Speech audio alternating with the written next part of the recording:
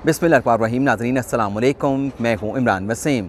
नाज़रीन, supreme court में deputy speaker Qasim Suri की रूलिंग के ख़िलाफ़ होने वाली दरख्वास्तों और अदालती नोटिस पर समाअत का अहवाल आज के इस प्रोग्राम में आप नाज़रीन के साथ शेयर करेंगे।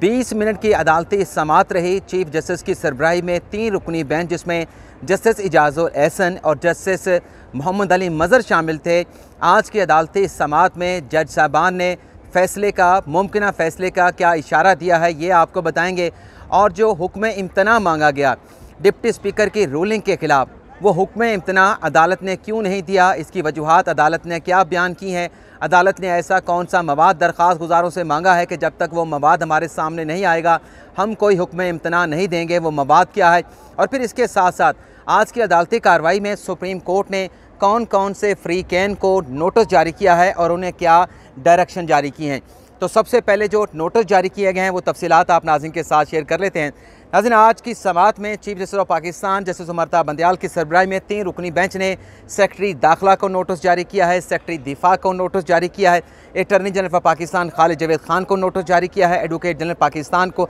एडवोकेट जनरल पंजाब को नोटिस जारी किया है। वजारत दिफा और वजारत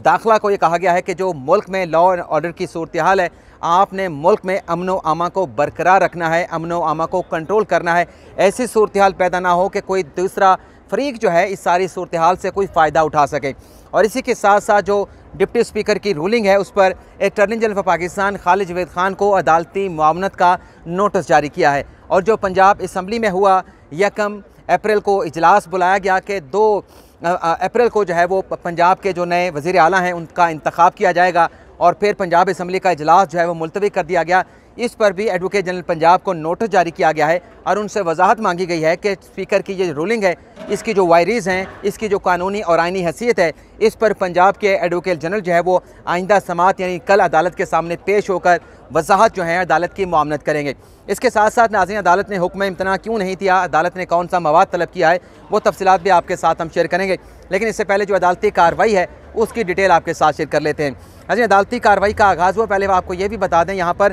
कि ये जब सुबह डिप्टी स्पीकर ने रूलिंग दी उसके बाद ये चीज़ें, ये चहमुगोइयाँ अपना शहर इक़्तिदार में होती रहीं कि अब ये मामला सुप्रीम कोर्ट की तरफ जाएगा। तो मैं उस वक्त कौमी असम्बली में मौजूद था। जैसे हमने देखा कि एक ऐसी रूलिंग दी गई है जिसका आइन में कोई जवाज़ नहीं था, क्योंकि जो आर्टिकल 5 का मामला है जिसमें उन्होंने कहा कि ये गद्दारी का मामला बनता है और डिप्टी स्पीकर ने फिर उस गद्दारी की रूलिंग के ऊपर, उस गद्दारी वाले लेटर के ऊपर आर्टिकल 5 की रोशनी में जिस तरह से अदम एतमाद की तहरीक को बिल्डोज कर दिया, उसको मुस्तरद कर दिया, तो लग रहा था कि ये मामला सुप्रीम कोर्ट में जाएगा। तो सुबह से अफवाहें सुप्रीम कोर्ट में चलती रहीं कि 5 रुकनी बेंच बनाया जाएगा, 6 रुकनी बेंच बनेगा, फुल कोर्ट बनेगी, लेकिन बेंच जो बना है वो 3 रुकनी बना है। लेकिन कल इस केस को लग ये रहा है कि जो सदारती रेफरेंस है जिस पर अदालत पहले समाअत कर रही है, ग़ालिबन उसी मुकदमे के साथ इस केस की समाअत जो है वो की जाएगी। आज जब अदालती कार्रवाई का आगाज़ हुआ तो चीफ जस्टिस ने कहा कि असम्बली में जो कुछ हुआ इस पर जजेस ने नोटिस लिया है, क्योंकि जजेस ने इस मामले के ऊपर जजेस को तशवीश थी। चीफ जस्टिस ने कहा कि तमाम सियासी जमातें अमन व अमान को यकीनी बनाएं, अमन व अमान की सूरत हाल किसी सूरत भी है जो ख़राब नहीं होनी चाहिए। चीफ साहब ने कहा कि तमाम रियासती इदारे कोई गैर कानूनी इकदाम नहीं उठाएंगे। यानी जो सुप्रीम कोर्ट बार की पटिशन में खदशे का इजहार किया गया था और जो आज दरख्वास्तें दायर की गई उसमें जिस खदशे का इजहार किया गया कि इन हालात में जब मुल्क में एक आइनी बहरान पैदा हो चुका है, कोई गैर जमहूरी फोर्स जो है इस मामले का, इस चीज़ का फ़ायदा उठा सकती है, इस बहरान का फ़ायदा उठा सकती है, तो तमाम रियासती इदारों को किसी किस्म का या कोई भी गैर कानूनी इकदाम उठाने से जो है वो अदालत ने रोक दिया है। फिर अदालत ने कहा कि हम अटॉर्नी जनरल को नोटिस जारी करेंगे। अटॉर्नी जनरल को क्यों नोटिस जारी किया गया उसकी मैं एक्सप्लेनेशन, उसकी वजाहत आपको दे चुका हूँ। और फिर चीफ साहब ने कहा कि तमाम इदारे अपनी आइनी हदूद के अंदर रहेंगे, यानी कोई भी इदारा जो आइन में और कानून में उसका जो रोल है डिटरमिन कर दिया गया है उससे बाहर नहीं आएंगे। वैसे आज अदालत ने माफ़ी चाहता हूँ, एक और भी हुक्म जारी किया है कि जो डिप्टी स्पीकर की रूलिंग के बाद वज़ीर आज़म बना दिया गया आर्टिकल 2224 के तहत सदर मुमलिकत ने इमरान खान साहब को, इस रूलिंग के बाद सदर मुमलिकत के और वज़ीर आज़म के जितने भी फैसले होंगे, सुप्रीम कोर्ट में ये जो मुकदमा आ चुका है, सुप्रीम कोर्ट जो इस पर नोटिस ले चुकी है, इस अदालती फ़ैसले के साथ सदर और वज़ीर आज़म के तमाम फ़ैसले मशरूत होंगे। अगर अदालत ने समझा कि रूलिंग दुरुस्त है तो तब आपके फ़ैसले इंडोर्स कर दिए जाएंगे, लेकिन अगर अदालत ने यह फ़ैसला दिया कि रूलिंग जो है वो गैर कानूनी है वो अल्ट्रा वायरस है, कॉन्स्टिट्यूशन के साथ कॉन्स्टिट्यूशन के वायलेशन की गई है, गैर आइनी थी, गैर कानूनी थी। तो इस सूरत में जो सदर और वज़ीर आज़म के फैसले होंगे वो भी गैर कानूनी और गैर आइनी करार पाएंगे। अदालती समाअत में लतीफ़ खोसा ने कहा कि जो स्पीकर की रूलिंग है उसको जो है आप सस्पेंड कर दें, क्योंकि उससे जो मुल्क में एक सूरत हाल पैदा हुई है उसको रिवर्स कर दें। तो चीफ साहब ने कहा कि फ़िलहाल तो हम हुक्म इम्तना नहीं जारी करेंगे। मैंने देखा कि ट्विटर के ऊपर कुछ दोस्त कह रहे थे कि इमरान साहब आप तो कह रहे हैं कि इस रूलिंग को उड़ा के रख दिया, चीफ साहब ने समाअत में उड़ा के रख दिया, लेकिन यहाँ पर तो हुक्म इम्तना दिया नहीं गया। तो हम ही वो रिपोर्टर हैं जो सारी चीज़ें मीडिया चैनल को, टीवी चैनल को रिपोर्ट कर रहे थे। हुक्म इम्तना मुस्तरद करने वाली खबर भी हमने दी, लेकिन उससे आगे जो खबर थी वो भी हमने दी थी कि चीफ साहब ने कहा कि फ़िलहाल हुक्म इतना इसलिए दे रहे क्योंकि हमारे पास जिस डिप्टी स्पीकर की रूलिंग को चैलेंज किया गया है वो हमारे सामने नहीं है, और जो पंजाब असम्बली के डिप्टी स्पीकर की रूलिंग की बात की जा रही है वो भी हमारे सामने नहीं है। हमें तो पता ही नहीं कि किन वजूहात की बिना पर ये रूलिंग दी गई है। हमारे सामने वजूहात आएंगी तो फिर उसका आइन और कानून की रोशनी में उनकी रूलिंग का जो है जायज़ा लिया जाएगा। और फिर चीफ साहब ने एक और सवाल पूछा जिसने अदालत में बैठे हुए जो हुकूमती हुकाम थे, जो हुकूमती साबिक वज़रा थे, जो पाकिस्तान तहरीक इंसाफ के रहनुमा थे, उनके छक्के उड़ा दिए, उनके चेहरे के जो रंग थे वो फ़क हो गए, वो जर्द पड़ गए। चीफ साहब ने उनसे ये पूछा कि आप ये बताएं कि ये जो आर्टिकल 5 के तहत रूलिंग दिया डिप्टी स्पीकर साहब ने कि कोई गैर मुल्की ख़त आया था, उस ख़त की वजह से एक मुंतखब हुकूमत के ख़िलाफ़ साजिश की जा रही थी, क्या आर्टिकल 5 पर रूलिंग देने से पहले कोई तहकीकात करवाई गई, कोई हेयरिंग की, कोई तहकीकाती कमीशन बनाया गया, किसी जगह पर इसकी जो है इन्वेस्टिगेशन हुई, इंक्वायरी हुई, तो कोई फाइंडिंग भी सामने आई, किसी जगह से कोई हुक्म आया हो, कोई फाइंडिंग दी गई हो कि तहकीकात हुई हैं और उसमें ये चीज़ें सामने आई हैं? तो इसका कोई जवाब नहीं था। अटॉर्नी जनरल भी कमरा अदालत में मौजूद थे, किसी के पास कोई जवाब है ही नहीं, क्योंकि इस पर अभी तक तो तहकीकात किसी फोरम पे, किसी इदारे ने, किसी वजारत ने, किसी भी एजेंसी ने अभी तक की नहीं है। लेकिन डिप्टी स्पीकर साहब ने रूलिंग दे दी, तो इशारा तो चीफ साहब ने दे दिया है कि जब तहकीकात नहीं है, यानी उनके रूलिंग से लगता है कि जब तहकीकात नहीं है, इंक्वायरी नहीं है, कोई फाइंडिंग नहीं है, तो इस तरह की रूलिंग तहकीकात और इंक्वायरी से पहले कैसे दी जा सकती है। फिर नाजरीन चीफ साहब ने यह भी कहा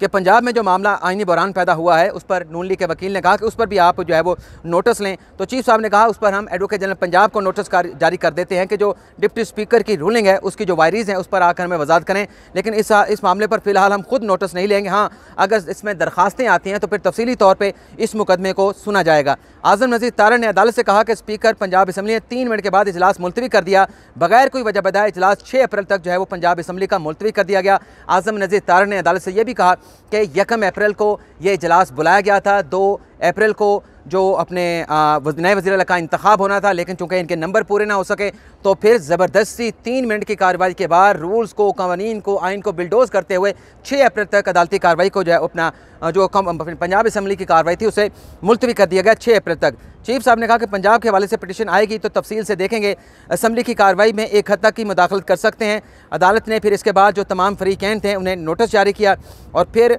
चीफ साहब का ये भी कहना था कि वज़ीर आज़म के और सदर मुमलिकत के तमाम अहकामात ये जो मुकदमा है सुप्रीम कोर्ट में इस मुकदमे के हतमी फ़ैसले के साथ मशरूत होंगे। लेकिन उससे बड़ी जो डेवलपमेंट ये हुई है कि जो 3 दरख्वास्तें दायर हुई, एक पीपल्स पार्टी 4P यानी पीपल्स पार्टी पार्लियामेंटेरियन की जानिब से, पाकिस्तान पीपल्स पार्टी, नून लीग और जमीयत उलमा इस्लाम फ़े की जानिब से एक मुश्तरका दरख्वास्त दायर की गई थी, और इसी तरह से एक और दरख्वास्त भी आई थी। इन तीनों दरख्वास्तों के अंदर सदर मुमलिकत को फ़रीक बनाया गया था, वज़ीर आज़म इमरान खान को फ़रीक बनाया गया, उसमें स्पीकर को, डिप्टी स्पीकर को, सेक्रेटरी दाखिला को और सेक्रेटरी उसमें डिफेंस को, तमाम लोगों को फ़रीक बनाया गया है। तो अदालत ने आज की 20 मिनट की समाअत के बाद 6:05 पर अदालती कार्रवाई का आगाज़ हुआ और 6:25 पर अदालती कार्रवाई का इख्तिताम हो गया। चीफ साहब ने कहा कि आज तो हम नोटिस जारी कर रहे हैं, जितने भी फरीकैन हैं वो अपने पॉइंट्स बना लें, अपने दलाइल तैयार कर लें, कल इसके ऊपर हम हेयरिंग करेंगे, तमाम वकला को बात करने का, अपने दलाइल देने का, अपनी गुजारिशात पेश करने का पूरा मौका दिया जाएगा, और फिर इस केस का फ़ैसला जो है अदालत की जानिब से अनाउंस कर दिया जाएगा। तो ये जो मैंने नाम आपको बताए हैं कि स्पीकर हैं, डिप्टी स्पीकर हैं, सेक्रेटरी दाखिला है, सेक्रेटरी दिफा हैं, वज़ीर आज़म हैं और सदर मुमलिकत हैं, इन तमाम को भी इस केस में अदालत की जानिब से नोटिस जारी कर दिया गया है। तो बड़ी अहम समाअत हुई है और लग ये रहा है कि इस केस के अंदर अदालत कोई बड़ा फ़ैसला देगी।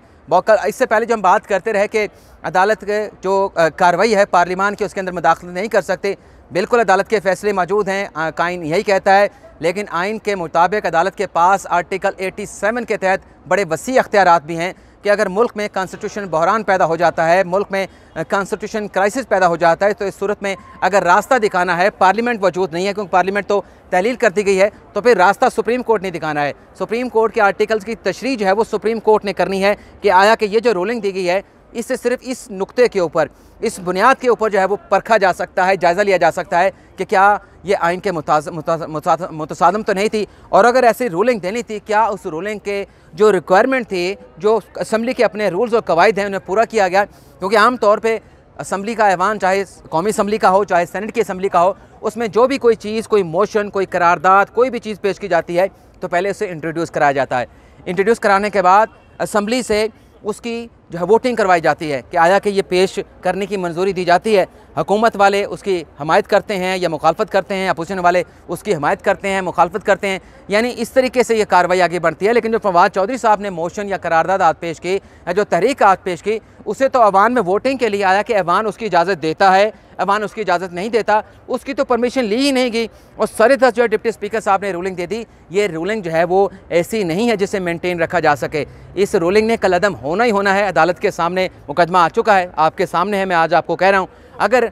इससे हट के कोई फैसला हुआ तो वो ऐसा ही फैसला होगा कि उससे रूलिंग नहीं बरकरार रहेगी। ये जो किया गया है, वैसे खान साहब कहते थे आखिरी गेंद तक मैं लड़ूंगा। जो सुनने वाले हैं उनसे मैं इतना पूछना चाहूँगा कि क्या ये खान साहब ने आखिरी गेंद तक लड़ा है? खान साहब ने तो विकेट उठा के गिरा दी है, विकेटों को तोड़ दिया है, पिच उखाड़ दी है, और बल्ला उठा के दुम दबा के खान साहब जो है वहाँ से भाग निकले हैं कि मैं नहीं खेलता। इससे बेहतर तो था आप रिज़ाइन कर देते। मैंने आपको 2 वीलॉग में बताया था ग़ालिबन 2 हफ्ते पहले कि खान साहब का जो स्टफ़ है ये कभी भी बर्दाश्त नहीं करेंगे कि अदम एतमाद की तहरीक पर वोटिंग हो। और जिस तरह से वोटिंग होगी, मैंने कहा था कि खान साहब या तो रिज़ाइन कर जाएंगे या कोई और रास्ता निकालेंगे कि अदम एतमाद की तहरीक से किसी न किसी तरीके से बचा जाए। तो ये नाज़रीन आज का हमारा प्रोग्राम, इसकी समाअत को जो है अब कल तक मुलतवी कर दिया गया है। देखते हैं कि कल सुप्रीम कोर्ट इस मुकदमे पर क्या समाअत करती है और क्या हुक्मनामा जारी किया जाता है। लेकिन इसके साथ साथ अदालत ने एक हुक्म ये भी किया है कि जो स्पीकर की, डिप्टी स्पीकर की आज की रूलिंग है कौमी असम्बली के हवाले से, और जो डिप्टी स्पीकर पंजाब असम्बली की रूलिंग है नए वज़ीर के इंतखाब के हवाले से असम्बली के इजलास को मुलतवी करने की,